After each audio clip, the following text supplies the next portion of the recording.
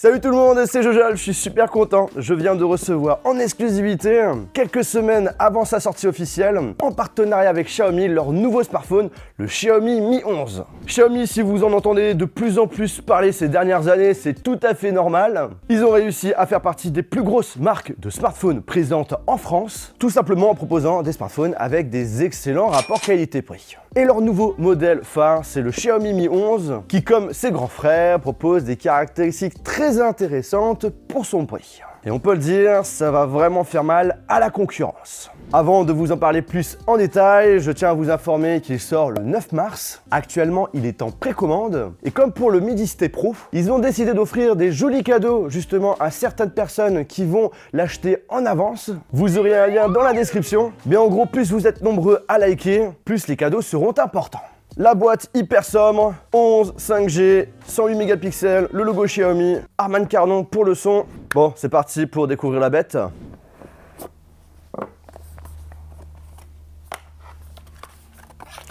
Dans un premier temps, on a une pochette avec l'épingle pour enlever le tiroir nano SIM. Ici, j'ai une coque, mais il n'y aura pas de coque qui sera fournie avec. D'ailleurs, si vous avez envie de le protéger, c'est une grande première, puisque Rhinoshield propose ses premières protections spéciales Xiaomi. Ils en avaient jamais fait dans le passé, vous avez été très nombreux à leur demander justement des protections pour cette marque. Eh bien, ils vous ont écouté. Du coup, je vous laisserai checker le site qui est dans la description. Vous avez plein de modèles, plein de possibilités de personnalisation, plein de collaborations et vous avez même mes propres designs. Et n'oubliez pas, vous avez moins 5% avec le code JOJOL21. Puis ensuite, nous avons la notice. Le plus important, le smartphone, on en parle juste après. Puis, le gros chargeur secteur USB qui propose la recharge ultra rapide 55 watts. Vous pouvez même recharger des gros appareils comme par exemple une Nintendo Switch. Puis, un câble USB vers USB type C. Et là, vous ne le voyez pas, mais ne vous inquiétez pas, si vous l'achetez en France, vous aurez des écouteurs qui seront fournis avec. Bref, vous avez vraiment la totale et contrairement à d'autres marques, on a toujours un chargeur secteur. Il ne sera pas acheté en séparé. Ça, c'est top. Comme à son habitude, Xiaomi propose un très beau smartphone, très élégant, un design épuré et un arrière avec un objectif similaire au 10T Pro, tout de même retravaillé et beaucoup plus beau. On a vraiment un smartphone haut de gamme qui propose une bonne prise en main, de bonne facture avec une finition au top. L'arrière est en verre effet mat qui permet d'éviter de voir les traces de doigts et le contour est en aluminium avec effet glossy. On n'a pas de prise mini jack, une bonne partie des smartphones aujourd'hui. On y retrouve bien entendu autour le bouton power, les boutons volume, un port USB type C et deux haut-parleurs offrant un son stéréo. La partie de son, il faut absolument que je vous en parle car c'est une grosse force du smartphone pour son prix. J'ai écouté de la musique avec, j'ai regardé des films, des séries. On a une qualité de son excellente et ça vient surtout de leur partenariat avec Harman Kardon qui est reconnu dans le monde de l'audio depuis des années. Ce Mi 11 est proposé en deux coloris, bleu horizon et gris de minuit. D'ailleurs, mon coup de cœur, c'est le bleu, je le trouve magnifique. La face avant, une grosse claque avec son écran avec des bords limite invisibles. Regardez-moi ça. On n'a aucune encoche, on a juste une petite bulle qui est la caméra frontale qui reste assez discrète et ça permet de pouvoir profiter de son grand écran sans aucun souci. Bien entendu, toujours AMOLED. Par rapport au Mi 11, par contre, définition plus élevée, Quad HD+, fréquence beaucoup plus élevée, 120 Hz et aussi un petit peu plus grand, 6,81 pouces. Je peux vous le dire, vous avez vraiment l'un des meilleurs écrans du marché. Couleur, luminosité, réactivité, rien à dire. Et point positif, c'est qu'on a la possibilité, je vais vous montrer ça. On va dans résolution d'affichage, Quad HD+, et là dans taux d'actualisation, 120 Hz, on peut profiter au maximum de son écran en activant les deux ensemble. Tout est fluide, rapide, un vrai plaisir d'utiliser ce smartphone. Bien entendu, on y retrouve un capteur d'empreinte digitale pour pouvoir déverrouiller son smartphone avec son doigt, mais vous avez aussi la sécurité faciale 2D.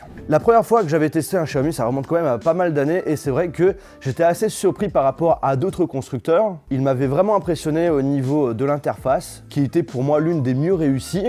Entre temps, ils se sont perfectionnés et leur MIUI 12.5 continue dans le bon chemin, c'est propre, intuitif. On a quelques changements visuels, mais là où il y a eu un gros travail, c'est surtout au niveau de l'optimisation pour la consommation d'énergie. Bien entendu, il faut rester objectif. Je trouve juste dommage qu'au premier démarrage, on ait des jeux et des applications qui sont déjà installés dessus, dont certains que je vais vraiment jamais utiliser. Certes, heureusement, on peut les supprimer, mais je préfère être libre de télécharger ce que je souhaite et pas qu'on me l'impose. Après, je peux tout de même le comprendre parce que derrière, c'est voilà, des partenariats qui peuvent éventuellement permettre l'abaissement au niveau du prix du smartphone. Pour information, le smartphone est sous Android avec tous les services de Google.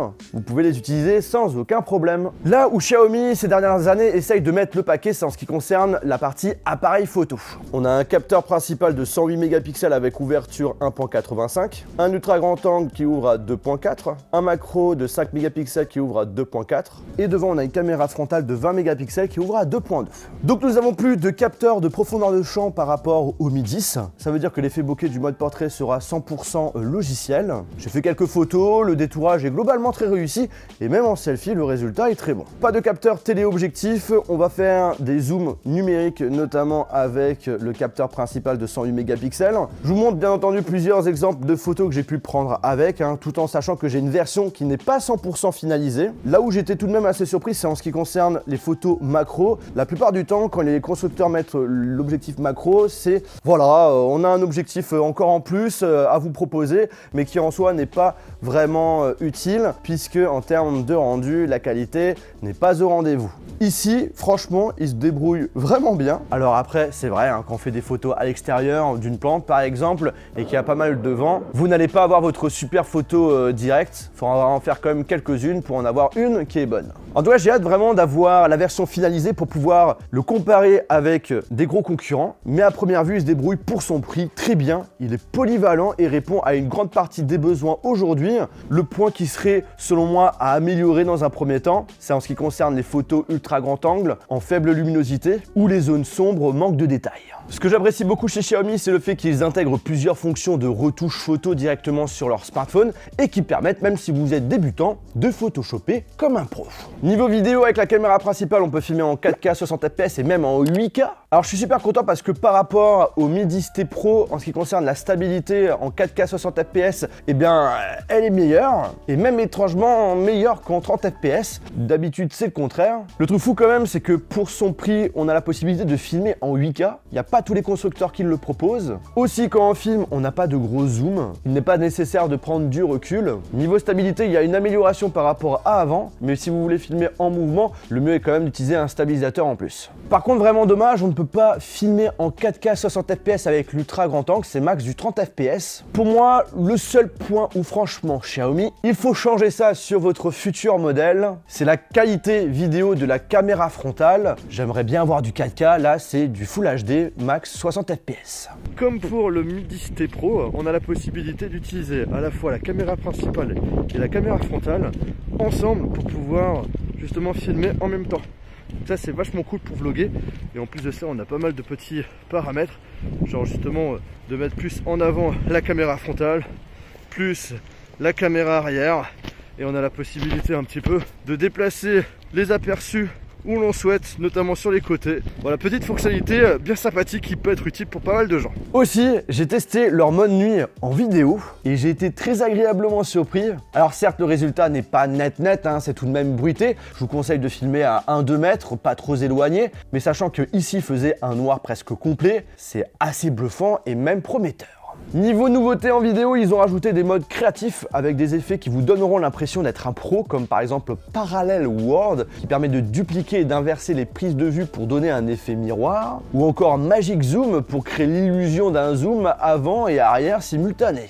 Niveau performance, pas de souci, vous avez le smartphone le plus puissant actuel. Sur le benchmark par exemple, AnTuTu, il est numéro 1. Après voilà, c'est un petit peu normal puisque il est le premier smartphone à être équipé du tout nouveau processeur, le Snapdragon 888. C'est marrant que voilà, pour son prix, il explose des concurrents qui sont tout de même beaucoup plus chers. Vous êtes sûr d'avoir un smartphone qui va durer sur plusieurs années, pas de souci pour pouvoir installer, utiliser des grosses applications et également les gros jeux du moment. Pour la batterie, nous avons 4600 mAh. L'autonomie, difficile de vous en parler parce que voilà, en plus j'ai pas une version 100% finalisée et je l'utilise depuis pas très longtemps. Mais en tout cas, je n'ai pas été choqué par une chute brutale. Au contraire, vous devriez, dans la logique, tenir une bonne journée. Deux choses très cool par rapport à l'ancienne version, ça c'est des belles améliorations. La recharge filaire et sans fil a augmenté, 55 watts en filaire et 50 watts en sans fil, c'est juste énorme. Après, pour pouvoir en profiter, il faudra acheter le dock en plus. Pour vous donner une idée, comptez environ 45 minutes pour une recharge complète en filaire et 53 minutes pour le sans fil. Autre point important, la recharge sans fil inversée a aussi augmenté, on passe sur du 10 watts, donc vous allez pouvoir recharger en sans fil vos autres appareils beaucoup plus rapidement avec. Le prix, on a deux capacités, 128 Go 749 € et 256 Go 799 €, et bien entendu c'est compatible 5G. Voilà donc la présentation rapide de ce nouveau smartphone signé Xiaomi, le Xiaomi Mi 11. Pour son prix, c'est vrai qu'à première vue c'est très difficile de lui faire des remarques. Actuellement, ça serait le fait qu'on n'a pas la possibilité de rajouter de la mémoire avec une carte micro SD, le manque de la 4K pour la caméra frontale et les photos en faible luminosité en ultra grand angle qui seraient à améliorer. Sinon voilà, très beau smartphone, vraiment élégant, très bel écran, du 120 Hz, du Quad HD+, le smartphone le plus puissant du moment, la recharge ultra rapide, filaire et à la fois en sans fil, appareil photo polyvalent. Pour le prix, c'est clairement le tueur de smartphone 2021, Xiaomi, bravo. Bref, si ce smartphone vous intéresse, je vous laisserai checker directement le lien qui est dans la description. Et si vous le souhaitez aussi le protéger, le petit lien Rhino Shield. J'espère vraiment que cette vidéo vous a plu, que ça vous intéressait. Si c'est le cas, je vous invite à lâcher un gros pouce en l'air. N'hésitez pas aussi à vous abonner à la chaîne YouTube si c'est toujours pas fait, d'appuyer sur le bouton cloche et d'accepter toutes les notifications. Et sur ce, on se retrouve dans une prochaine vidéo. Salut!